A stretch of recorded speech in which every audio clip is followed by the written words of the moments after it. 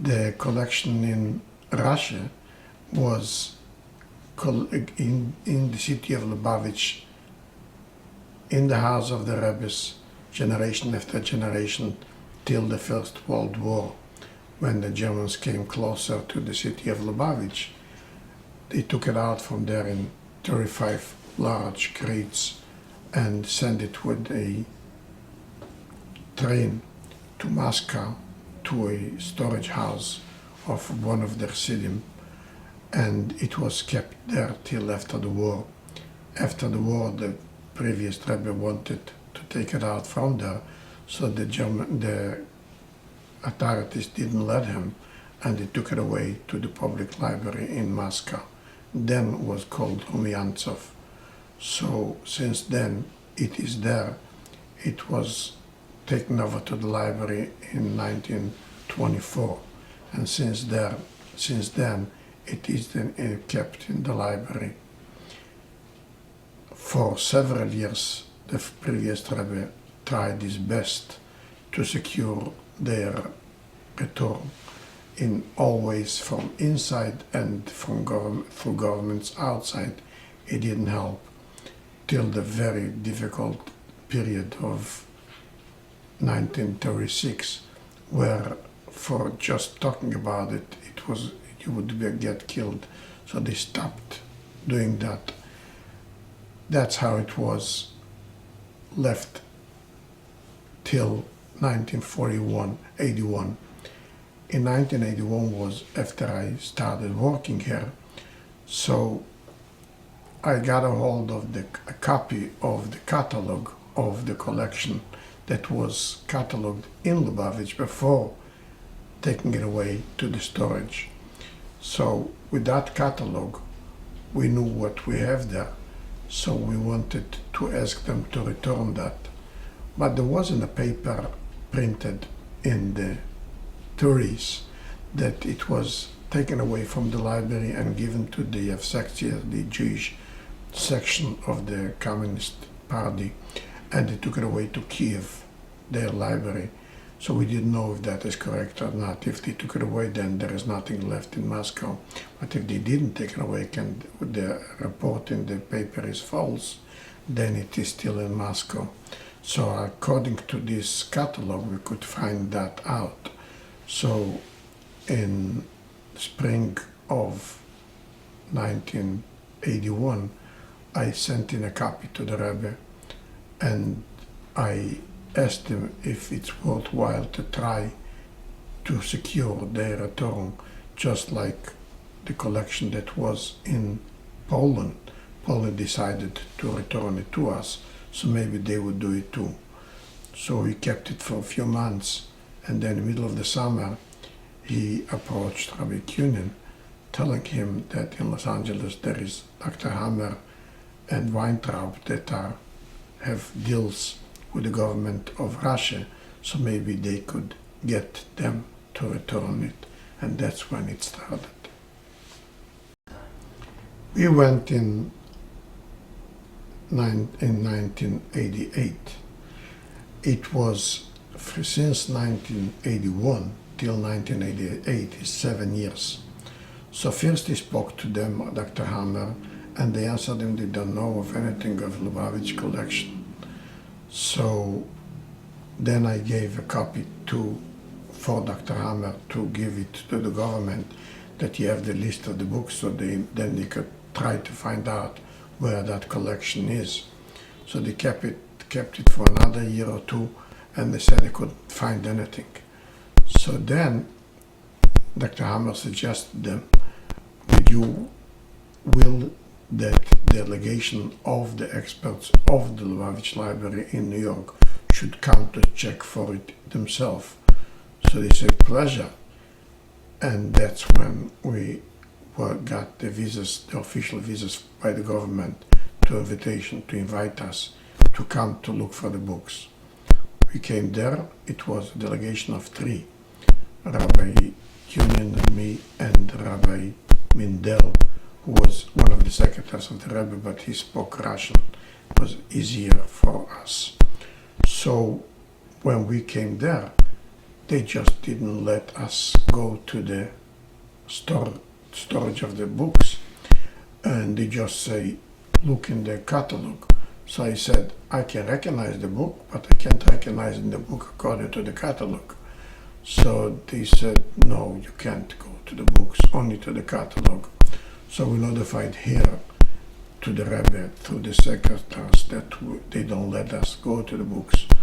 So the Rebbe answered, we should try to go according to their rules and try to go to the catalog. The catalog, there was nothing to look for, but I did some homework before. So a half year earlier, one of the emissaries of Chabad went there for a book exhibition, and I gave him a list of the 20 most rare books of our list. He should check in the catalog, the regular catalog, if it's there. And if he finds there, so he should write down on each one the number and the shelf and where it is. So we found 12 books, and he came back and gave me the list. So I knew the 12 books of the collection are there. And you know for sure that if you have 12 rare books in one collection, and again, so you know that the collection is there. So after they didn't permit us, so when we met with the librarian, so I told him, you know what, if I can't go to the collection, try to find for us if you have these 12 books.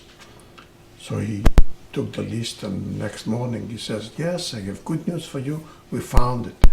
And I asked him, where are they, in the same collection or in separate collections? So he says, no, they're all in the same collection. So for myself, I knew that we are on the right track. So we went to the reading room of that collection, and we were waiting half an hour till they brought us out the books.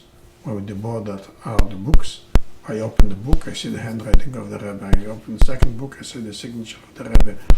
So I showed Rabbi Kunin, you see what it is. So it was Friday, we have to notify the Rebbe. So we went right back to the office. In those days you couldn't just call. They have a special office. So from that office they had a special telephone. We called, we notified to the secretaries, the secretaries notified to the Rebbe on Friday morning. And then that Friday was a real happy Friday in the Rebbe's house. The Rebbetzin called a few friends to tell them the good news that the library was found. That was the first stage. But then started the second stage of getting them to return that. And that started then and still going on. They still didn't return it, and we're still trying to get them to return it. So you found them, and they acknowledged that they were in the reading room. Who was in power in Russia at the time, and what did you understand the official response was? We was working against the head director of the library and against the culture minister, Zakharov is his name was then. And they told us that we can't go to the storage, only from the catalog, and they acknowledged that we have the collection of these books, but he didn't let me to see the whole collection. They just only those that I have, and the least I had this. It was enough for us to know that we are in the same collection. So we asked, what is this collection name? They say, it's Polyakov. I say, I know Polyakov, he was a rich man in Russia, and he was very connected to the Lubavitcher Rebbe, but what does he do? What does he have to do with this collection? No, it was his collection. What comes out that in those days they didn't want anyone to know that they have a collection of Lubavitch, so they gave it a name to one rich man, and they called it his name. So we know that Polyakov collection includes the whole collection of Lubavitch. It was the chief director of the library and the culture minister that was playing with us. They felt we could come there. They wouldn't let us look for it, so we're going to find nothing. They didn't expect me to do for the homework and to know exactly where I'm looking for. So when this librarian, I gave him 12 books, a list of 12 books, just to find out if they have it. So he found them and he brought it to us. He didn't know that the front page would have handwritings of the Rebbeim. So it was supposed to be like kind of a trick, because the librarian was very helpful and he didn't know the background. The director and the culture minister didn't know how we're doing. Then for a month, and in that month we had a lot of more. Till then, it was completely closed. The Soviet Union. We came there as official emissaries, so we went to a lot of places that may be some material. So we went to several cities in Leningrad, Petersburg, and then in Kiev and Dnipropetrovsk and Odessa to look for. We didn't find much, and to Lubavitch. So, but at least we were preoccupied for that month. We knew already what the library is. To secure the return, it's not our obligation. We can't do nothing. Hammer took it over from then, and he dealt with the government that always told him yes, and yes, but I wasn't authorized or capable to influence the culture minister to give us back the books. I was just identifying, and I went to try to identify other materials in other cities. So I went with Rabbi Kunin in these cities that I mentioned. So once you've identified them, then it's the Rebbe, I guess, endorsed this idea that Armand Hammer was somebody who could negotiate directly Yes. with them. And he tried to negotiate, Yes. just like he did many things during the Cold Yes. War. He was the only one. Yes. Okay. Yes. So did you have any personal dealings with Armand Hammer? No. Okay. So then, I assume at some point you come back to speak to the Rebbe, right? And or what was your first return? After we went to all the cities. We came back to Moscow. I was trying to get appointment with the head of the library to speak to them about it. Rabbi Kunin was forced to go back a day earlier because he had a court case in LA about a non-directed, not related subject. So the Rebbe said I should stay there myself. So I stayed there, and they told us no, they're not willing to meet me. So there was no purpose for me. So then I came the next day. Actually, it was the day I came on the eve of Chav Beit Shvat, several hours before the Rebbetzin was installed. And but we dealt against the culture minister, who was Zakharov. And he says, go back, we'll make a deal. But they meant just go back, and there was no continuation, because all efforts of Dr. Hammer didn't help much. He wrote them several letters and he spoke to them, but nothing came out of it till his passing I think in 91. Okay, so when did you? So at some point the Rebbe sent you back, right, or some of you back to deal with Yeltsin later, right? It wasn't in the Yeltsin. Okay.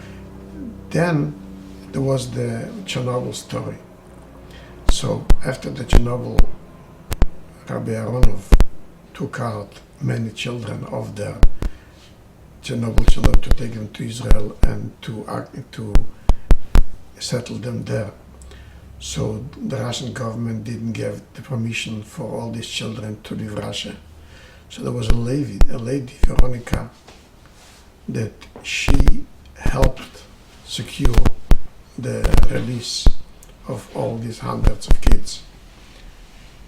After they came out, she she said, "You have a deal? Do you have a problem with the books? I'm sure I can arrange that too. Come the delegation and we'll arrange it." Since Rabbi Aronov was involved with the Chernobyl kids, and also Rabbi Kogan was involved with the Chernobyl kids, so that's why this too was added to the delegation to see since they dealt with Veronica. So then the Rebbe wanted us all four to go. I didn't really feel that I should go right away, because I said to identified already. To try to influence, it's not really my piece of cake. I'm a librarian and I can try to identify and find, but not so much to influence. So maybe I should stay. I wrote to the Rebbe, maybe I should stay here, and when they'll need me for identifying or anything like that, I'll come over. So he responded, the Rebbe, you're going together with them would help, so go together with them. So I went with them. Actually, all their meetings, I went to the meetings with them, but I wasn't really the person to try to influence. So most of the time I was sitting there in the yeshiva. We have a yeshiva there, and I gave lectures in the yeshiva. And whenever they went to a meeting, I came out from the yeshiva to go with them. But main occupation was in the yeshiva. So that's how it went on for a year and a half. Part of it was the legal proceeding. Part of all what we spoke is the legal proceeding that she wanted, and we were hesitating. And the Rebbe told us to do what she says. So for this legal procedure, we needed the history and details. So that again fell on me to prepare all the history of it, of the books, how it went, where it went. And that was part of my occupation there too, whenever they needed some details of the past. So I had to prepare it. So you were sort of the scholar in residence who was giving them the background on the books. More or less, I was like the scholar of residence to give them the background of everything they needed. If it's knowledge about the books, or knowledge about the history of the books, or knowledge about the history of Chabad. Okay. Well, Veronica, what was her last name? Kogan. Veronica Kogan. So she was the lead attorney, and she was leading the effort in Russia. Yes. To get the books back. And so were you called in court to speak on these things, or how did it work with? I was preparing the papers for the court. I don't write Russian, so I used to sit with Veronica hours and hours. I would speak and she would write. She asked the questions and I responded, that if she needed any documents, I would see how to prepare it. And that's what mainly my occupation there was with her. It was so interesting that when we were forced to come back after half a year, and we went again, so we went past all of the Rebbe. So the Rebbe knew everything that's going on there. So when we passed the Rebbe, she went first and we came after her. So when she went, and the Rebbe gives her a blessing, and then he points to me, "Does he help you?" And she says, "More than everyone." And then she says, "I speak Russian a little bit." So the Rebbe says, "No, I'm not speaking about Russian. I was speaking about the mission." So she says, "Whatever." That was the discussion. That was my responsibility there to provide documents and proof for everything that they needed. And whenever they went to a meeting, I went with them. But that wasn't, my part wasn't to try to influence so much. So how did it turn out in court in Russia, and what was your experience until you left? In the court, the after everything was presented outside, and the representative of the culture minister, then it was already in 88 was Zakharov, in 91 was Gubenko. So his representative presented their case, and finally, after a few days, they called us again, and the judges said that we are right and they should be returned. He didn't say to return to the States, but he said to return to Chabad. Then they appealed, and then there was appellate court. We went there again. I wanted to explain our view, but the judge didn't let us, so they had a librarian, a Russian librarian, a Jewish Russian librarian that represented our case. And they okayed the decision that it should be returned to Rabat. They didn't speak about returning to here. They had a view, like what they did many years later, to open their branch of the library, and it should be called like Chabad is running it, but they'll be running it. And we didn't want that. So at least they said that it belongs to Chabad. When they dealt with Hammer before, and they dealt with Clinton and Gore later, I wasn't involved in the negotiations with Clinton or Gore. It was then later when they wanted, their goal was to open their library, but they wanted my help to identify, because in the big collection of Polyakov, several thousands are clear from our collection, but they didn't know how to recognize them. They wanted me to come, and the librarian kept writing to me that they want me to come to help identify. So I said, I should come identify for you to open by your library? I'm not ready for that. If you are, it's a process of returning, then I'm ready to spend my time on it. So I knew that they don't mean what they say, but they said it's a process of returning. So I went there for a few weeks. I sat with the librarian, and we went through the whole Polyakov collection. It's about 20,000 volumes. And whenever I met a book that I recognize, it's us. So I showed him the proof, and he okayed it, and it went separate. These are the books that are now in the museum of the library that is in the building of the Jewish Museum. Because then I also didn't agree to do it unless they'll permit me to stamp on each book that it's the Schneerson Lubavitch collection. They didn't agree to that, but they agreed I should put a sticker on each book that it says it's Lubavitch collection. So I prepared on my computer here in this building thousands and thousands of stickers. On each one was printed collection of Lubavitch, and I went with that there. And together we will set on each book that we recognize, we put the sticker. The sticker is still now there. If you ever saw the books, they're all on the cover. You see a sticker, it says in Hebrew, collection of Lubavitch, Oisef Lubavitch. So that was the last time that I dealt with them.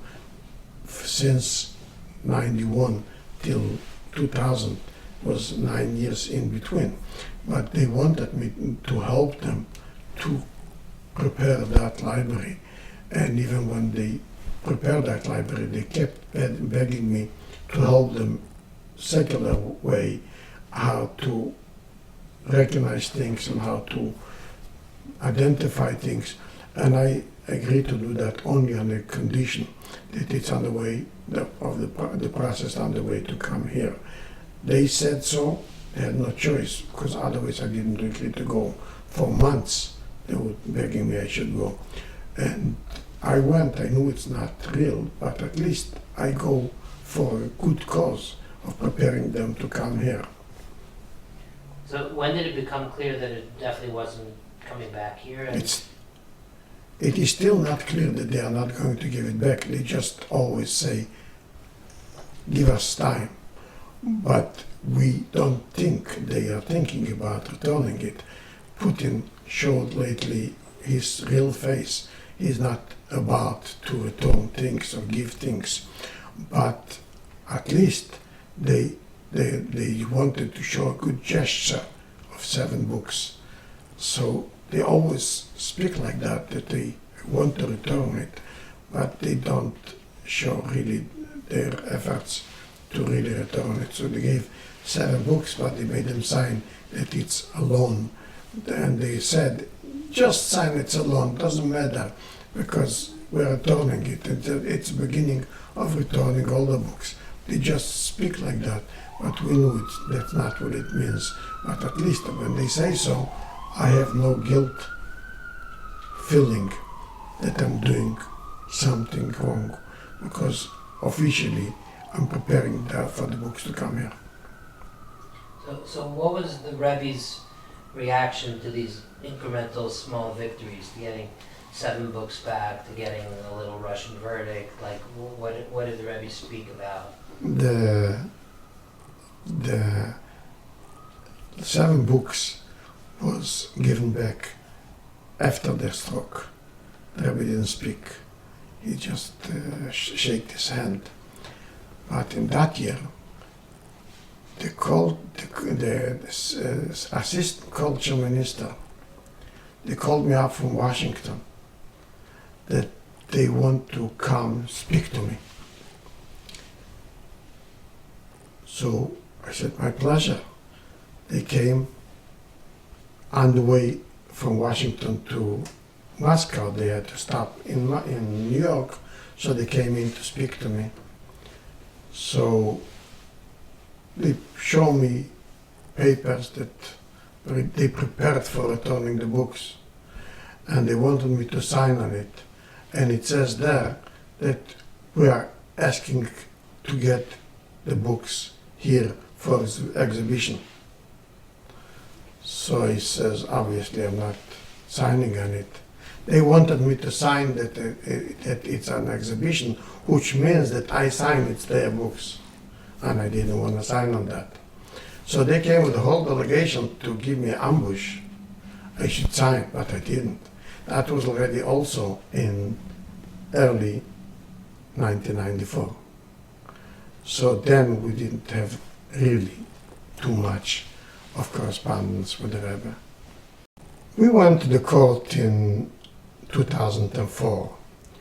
It was after that meeting and identifying the books when we saw a year or 2 years or 3 years later that it doesn't go anywhere.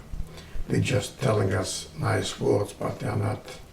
So we decided then to go to the court here, to sue them in the court, because the court here will never accept a sue against a different government unless we exhausted our efforts in their courts. We showed them that we exhausted everything. So the court started here in LA. So again, Rabbi Kunin invited me to come to LA to meet with the lawyers, to give them the background and to prepare them. I sat there for 2 days and I gave them the whole background, and that's when we started the suit against the government. Then they said that LA is not the proper place for it. It has to be the federal court in Washington. So it was transferred to the court in Washington, and that's when I was involved in proving all the aspects of it, and eventually the court decided that they have to return it, and when they saw that they are losing, they stopped cooperating. So that's when the penalties came on them for several years. When they saw that penalties are coming on them, so they felt the only way for them to level it is to have an arrest warrant against me. So they put an arrest warrant against me for holding that 7 books. Until today, I have an arrest warrant against me. If for any reason I step on their territory, they'll arrest me. So that's what was the process of the court here. After this court case didn't take us anywhere, so it looked to us that Putin is willing to compromise in some way. So it was one of his close friends, oligarch Friedman, called me several times. He wants to talk to me about the whole procedure. I didn't have faith in that, and I didn't accept it. I didn't want to speak to him. So they went to Rabbi Kunin and they explained him the whole situation. So then Yossi Kunin and Chaim Nachum Kunin spoke to them, and it looked real. So finally he said he wants to meet with the whole delegation and with the lawyers. We should come to Moscow and discuss. So we replied, we don't trust a discussion like this to be in Moscow. He should come here. So he says he can't come here. So there was a compromise that we met in Helsinki, which is close to Russia and not in Russia. The whole delegation and their children, including Yossi and Chaim Nochem, and the children of the other delegates, and the lawyers went to Helsinki to meet with Friedman. We met and he says, I have a good idea. I know that the best thing for Russia is to return the books, but it wouldn't work.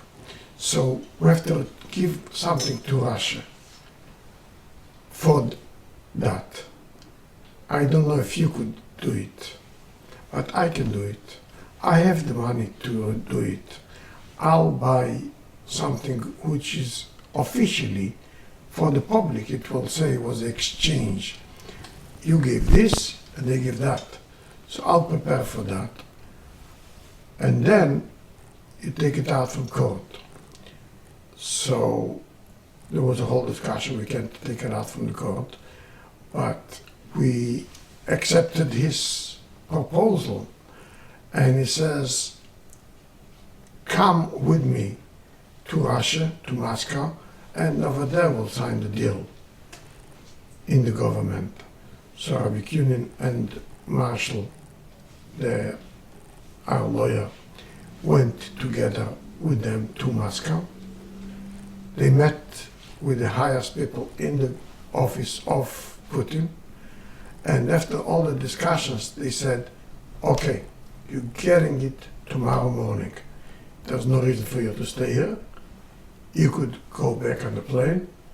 When you land, you'll hear our announcement that we're returning the books with the whole process that we discussed. So they went on the plane. And that morning, he called Lazar to the museum, and he came to the museum, Putin himself, and he gave a declaration that these books are going to stay here in this museum. And since that day, it's in the museum. Should we know if the whole sending to us Friedman is just a hoax, and they wanted to check out if they could do something with us, and when they saw we're not getting too far, so he decided to put it in that hour, change everything, and he called Rabbi Lazar and gave the announcement to the press, or he thought maybe, and then in the middle of the night he decided against it, and then he called Rabbi Lazar, I want to see you 9 o'clock in the museum, and I'll be there too, and that's when he gave the statement. We don't know. But it was negotiation with us. It looked very real negotiation, because Friedman is very close to Putin, and it looked like he went on his mission or with his consent. And he gave us a whole plan, and he said, come to us. And they came in the office of Putin, and they met with his secretaries, and they decided all the details. And then a few hours later, there was a declaration in the museum with Rabbi Lazar that this library is staying here. This collection of 7,000, 8,000 or 12,000 volumes is the collection that was purchased by the Rebbes of Chabad over the generations and used by them for generations. And they are the core of this whole library that we have here. And this core of the books that was purchased and used by our Rebbes should come back to the collection of the whole library. There is no question about it, and they know that too. When the court case started in Washington, so their representative gave a statement, let all understand that we have nothing against Lubavitch for trying to get the books. We understand them, but we feel that legally we don't have to. But we understand them, we have nothing against their wishes. So there is nothing in saying that by returning or asking them to return the books, it would damage their relation with Jews or with Chabad in Russia. They understand our point of view, and there is nothing that they want to retaliate for. They understand that. If they gave out against a arrest warrant against me for the 7 books that I'm not returning, it is just to level the penalties that are going on them, which is just a process. But they understand that there is no reason in the world why they should try to do anything bad to Chabad there. And they didn't do anything to Chabad there in the last 1 year, even though that they know that we went to court and we got penalties on them, because they understand us. They just have to realize that they should return that. What they say is, the truth of the matter is, we want to return the books. But you have to understand, if we return these books to you, because they belong to you, millions of governments and organizations are going to press on us to return them. And we can't go with this snowball, so we don't return that to you. It's nothing that they have against us. They just feel that it's difficult for them for any reason they want to do it, or because they want to show what they call the kulak, to show force, whatever reason. But they have nothing against our wishes.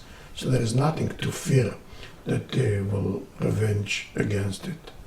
They just have to come to understanding it's in their best interest and in the best interest of Russia to be fair and correct and do what they have to do. And then all other problems will probably be solved in a better way for them. As I mentioned before, that in 1991, when Veronica said that we should go to court against the library in their court, we were very hesitating to start a front of fight in Russia, and we asked the Rebbe, and the Rebbe said we should do what she says. So that's when the court there started. That went on for a year and a half, first in the court and then in the appellate court, and we won them in some sense. But when we saw that this is going to no success because they are not following it up, so then we decided to start the court here in the States, first in LA and then in Washington. Okay. As I mentioned before, all 4 of us was skeptical about the approach of fighting them and going to court. Because the Rebbe said in the past so many times that with Russia, you just with diplomacy. Otherwise, it just gets them to get stronger against. So that's what he said about getting the Jews out of Russia, and that's what he said all the time. So we felt that she's forcing us to do something against the approach of the Rebbe, and that's why we notified to the Rebbe what she says, and the Rebbe kept us telling, do whatever she says to do. So we went to war. It wasn't like one of the four or the other of the four of the delegation. All of us were afraid to start a fight there, because the Rebbe said so many times, don't fight with them, just diplomacy. But when the Rebbe said we should do whatever she said, and she went full force, so we all went that way. Obviously, each one of our four has his attitude, but the general approach was instruction of the Rebbe to go full force, not just diplomacy.